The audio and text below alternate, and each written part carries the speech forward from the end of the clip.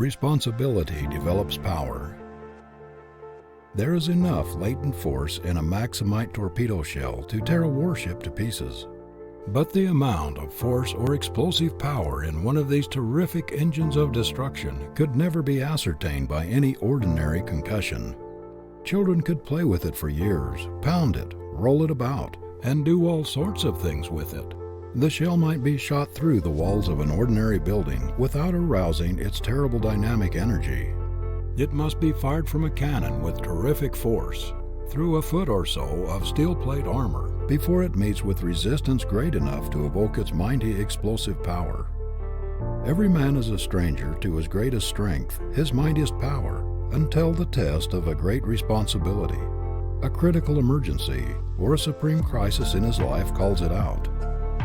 Work on a farm, hauling wood, working in a tannery, storekeeping, West Point, the Mexican War, doing odd jobs about town, were not enough to arouse the sleeping giant in General Grant.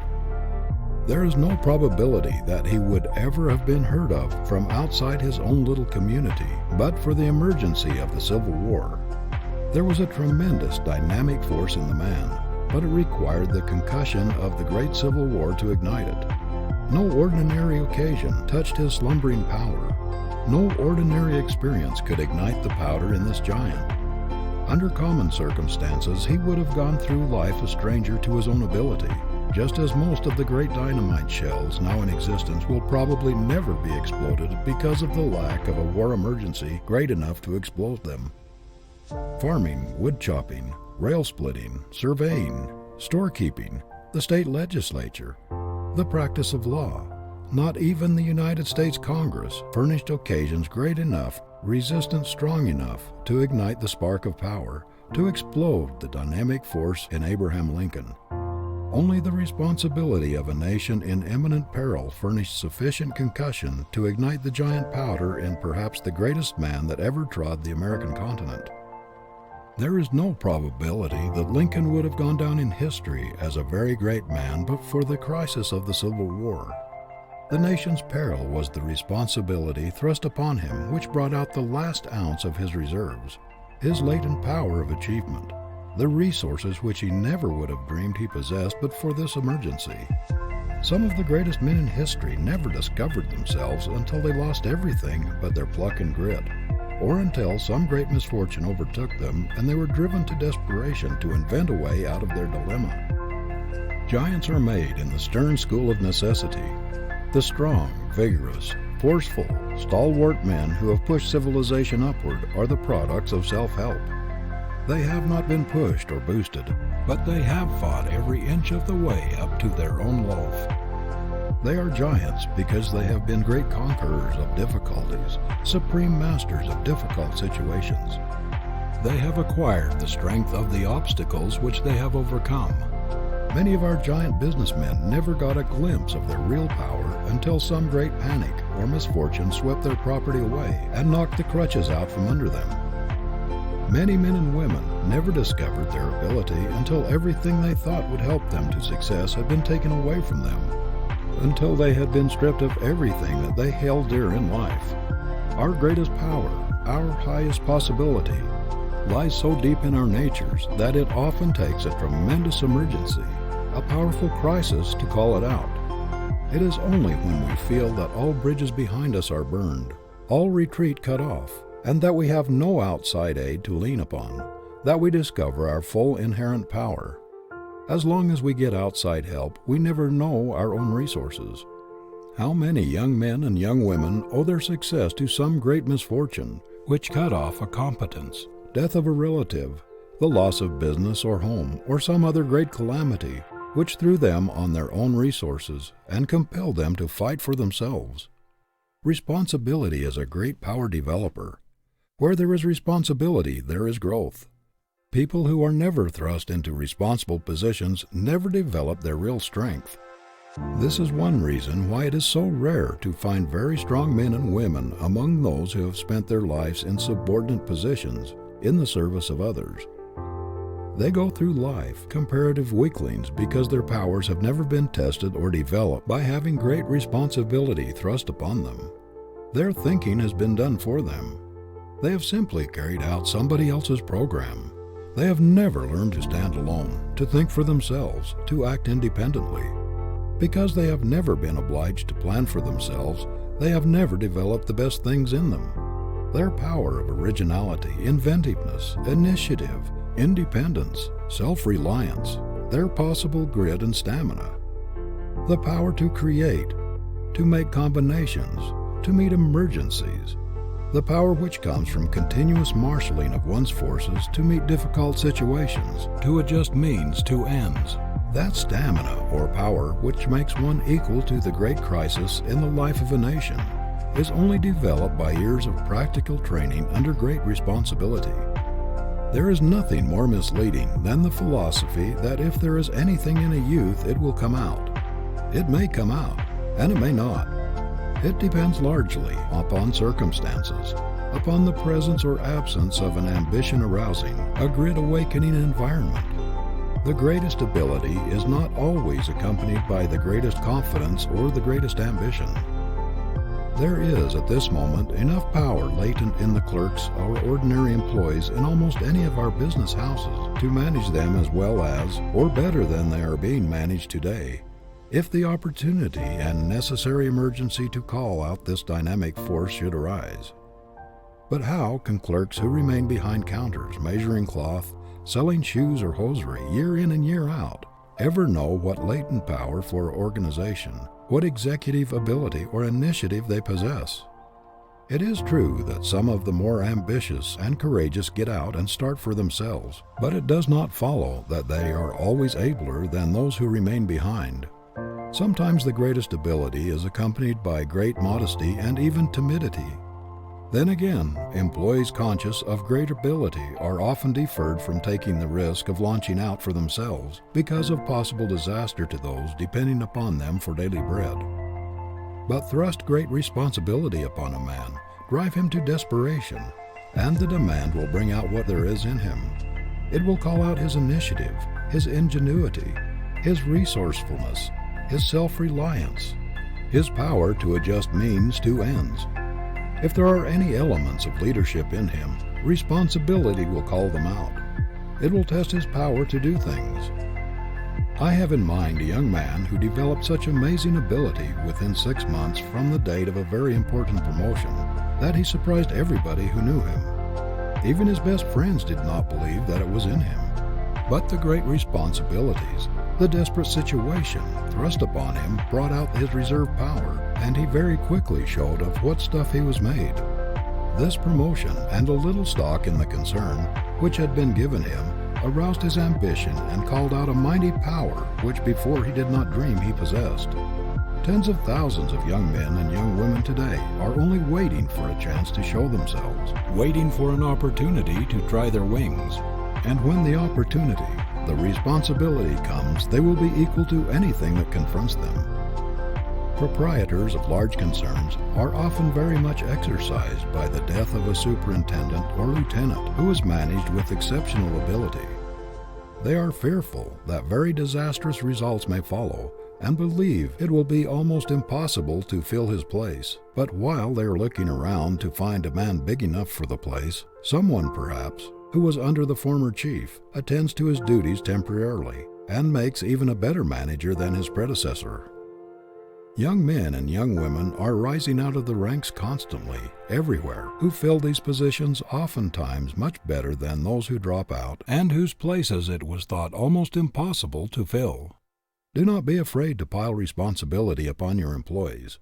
You will be amazed to see how quickly they will get out from under their load and what unexpected ability they will develop. Many employers are always looking for people outside of their own establishment to fill important vacancies, simply because they cannot see or appreciate a man's ability until he has actually demonstrated it. But how can he demonstrate it until he has the chance?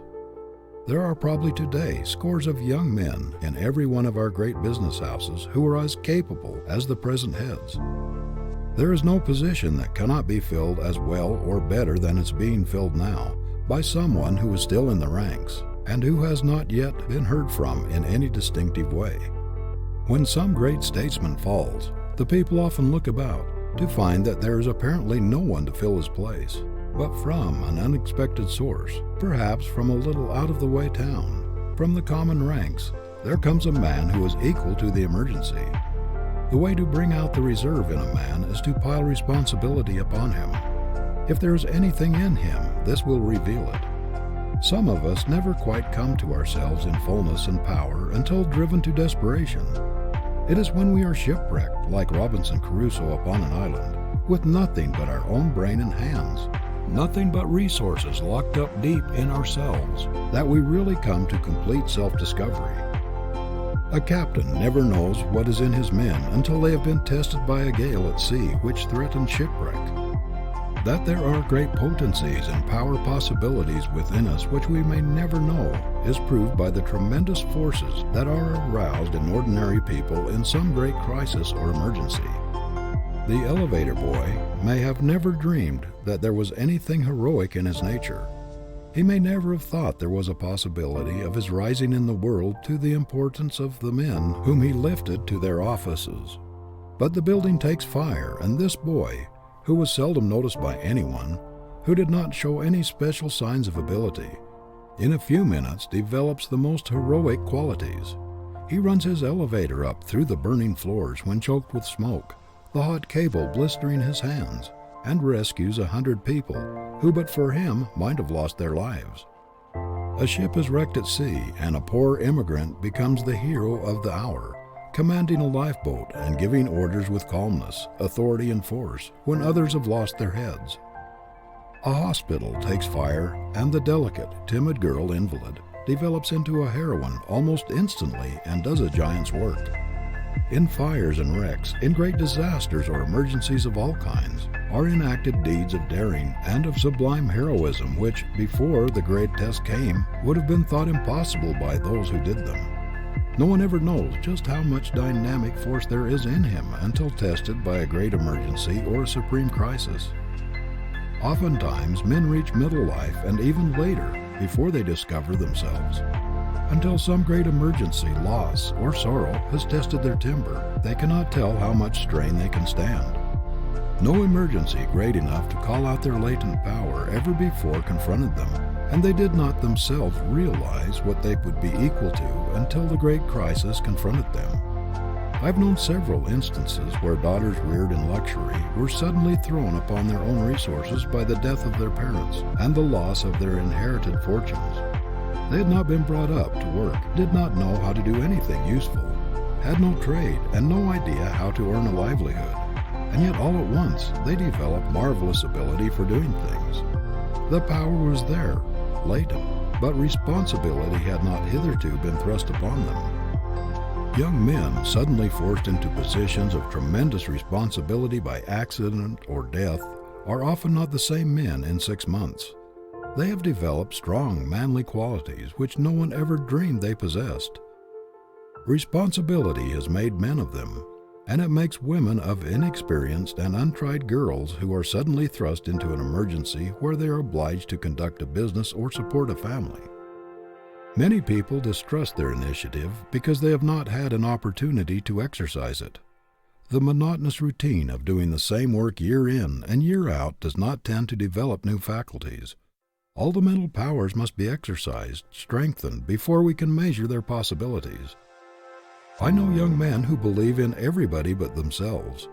They seem to have no doubt about other people accomplishing what they undertake, but are always shaky about themselves.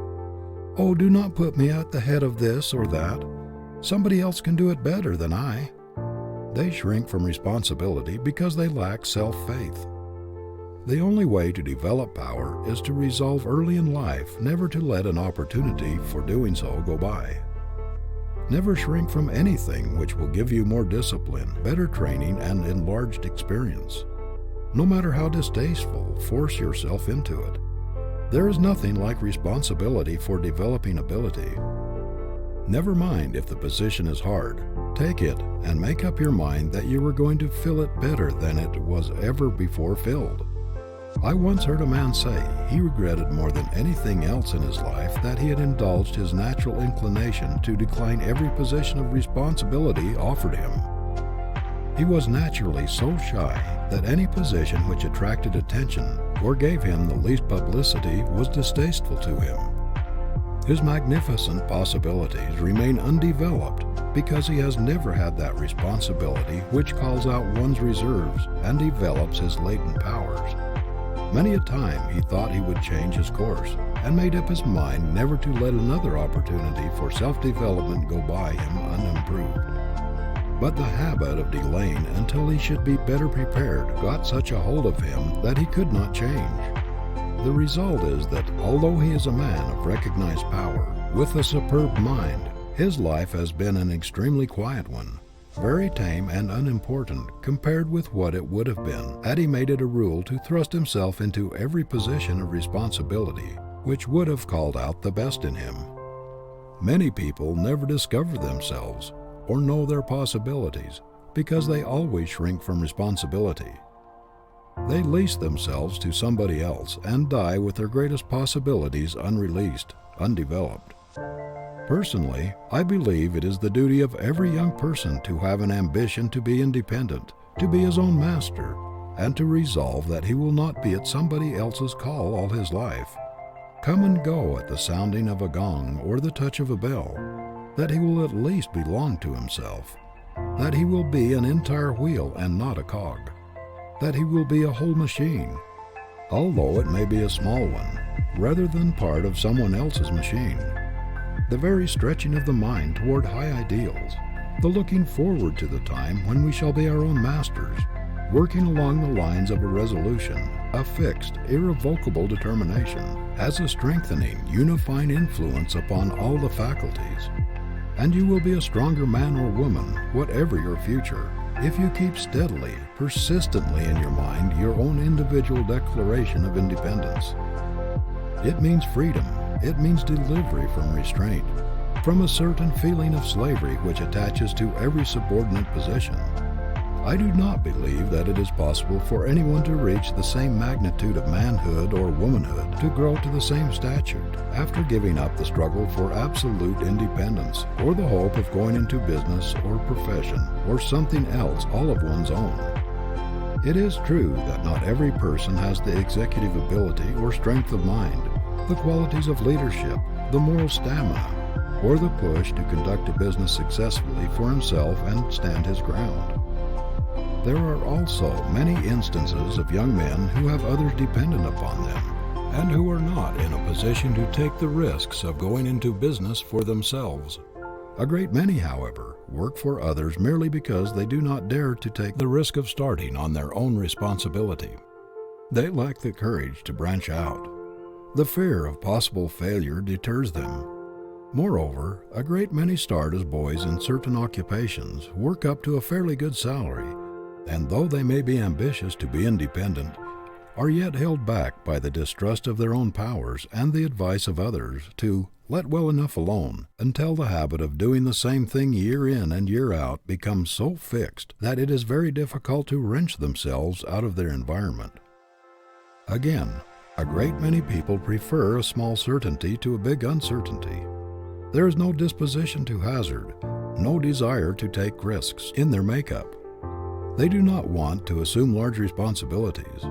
They prefer steady employment and the certainty that every Saturday night they will find fixed sums in their pay envelopes, to the great risks, responsibilities, and uncertainties of a business of their own.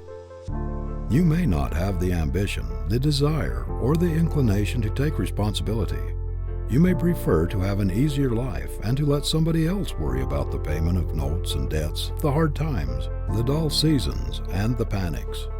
But if you expect to bring out the greatest possibilities in you, if growth, with the largest possible expansion of your powers, is your goal, you cannot realize your ambition in the fullest and completest sense while merely trying to carry out somebody else's program and letting him furnish the ideas. There must be a sense of complete independence, not partial but complete, in order to reach the highest growth.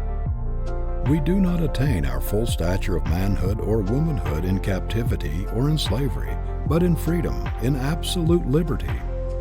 The eagle must be let out of the cage, no matter how large or how comfortable, before it can exhibit all the powers of an eagle. It is the locked up forces within that lie deep in our natures, not those which are on the surface that test our mettle. It is within everybody's power to call out these hidden forces, to be somebody, and to do something worthwhile in the world. And the man who does not do it is violating his sacred birthright. Every man or woman who goes through the world with great continents of undiscovered possibilities locked up within him commits a sin against himself, and that which borders on a crime against civilization. Don't be afraid to trust yourself. Have faith in your own ability to think along original lines. If there is anything in you, self-reliance will bring it out. Whatever you do, cultivate a spirit of manly independence in doing it. Let your work express yourself. Don't be a mere cog in a machine. Do your own thinking and carry out your own ideas as far as possible, even though working for another.